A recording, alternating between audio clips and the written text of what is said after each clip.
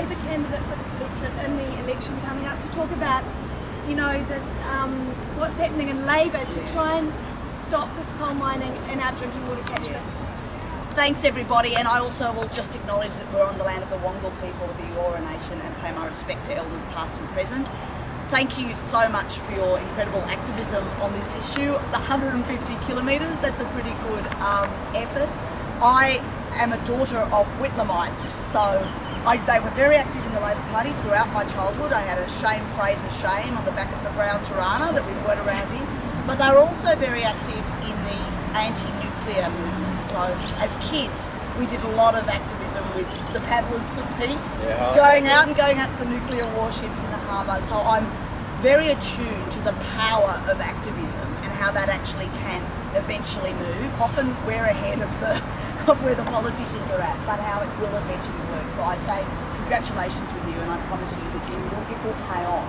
And it is already paying off. So where Labor's up to, the good news is that Luke Foley, until he's now the leader, but he was of course the Shadow Planning and Environment Minister, and I'm really pleased about this because it means he's across all of these issues in a really decent way. And the other thing I'm pleased about is that Luke really understands that Labor needs to restore its broadness. Labor has actually, throughout history, always been a great party of the environment. Like if you look at the last 16 years, we doubled the National Parks estate in New South Wales. You know, Bob Demas, gazetted more national parks in one day than the previous Liberal government gazetted in their entire term in government. You know, so we went from 3 million hectares to 7 million hectares of national parks.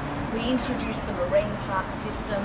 The very first, as soon as Luke became leader, he instantly announced a new national park reservation on the north coast of 315,000 hectares for the koala. He announced a marine park for Sydney Harbour, a new marine park to protect our species here. He announced the return of Goat Island to Indigenous owners, and of course our CSG policy. Now, as most people here are probably aware, there's always an ongoing struggle. I'm part of the Labor Environment Activist Network, and I can assure you there's probably even people here that are part of that as well. We're the insiders who are working hard to make sure that Labor's position on coal in particular only gets stronger. So the good news is Labor has already said that we would ban all coal seam gas mining in water catchment areas. We would ban it in the northern rivers completely.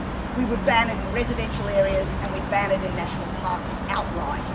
We would also put a moratorium everywhere else, basically. So no coal seam gas, a moratorium on coal seam gas everywhere else. And we've said very explicitly until every single recommendation of the chief scientist has been met, or the science has been met. And we've also, of course, support a national gas reservation policy around prices.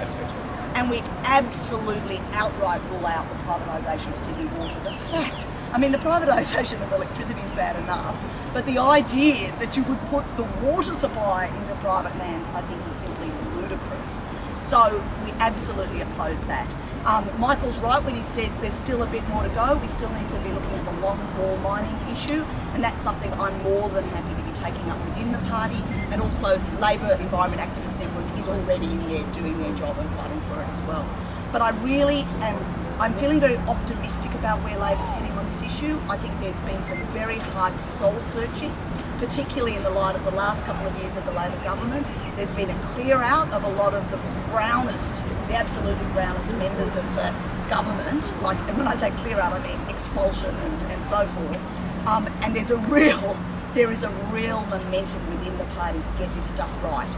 I think everyone basically acknowledges, or everyone who looks at the science acknowledges, that the transition away from coal simply has to happen. There is no choice, and it will happen, but we have actually got to get onto it and do it. And that means the carbon pricing at the federal level is more important than ever, and tough renewable energy targets and investments in our renewable energy sector.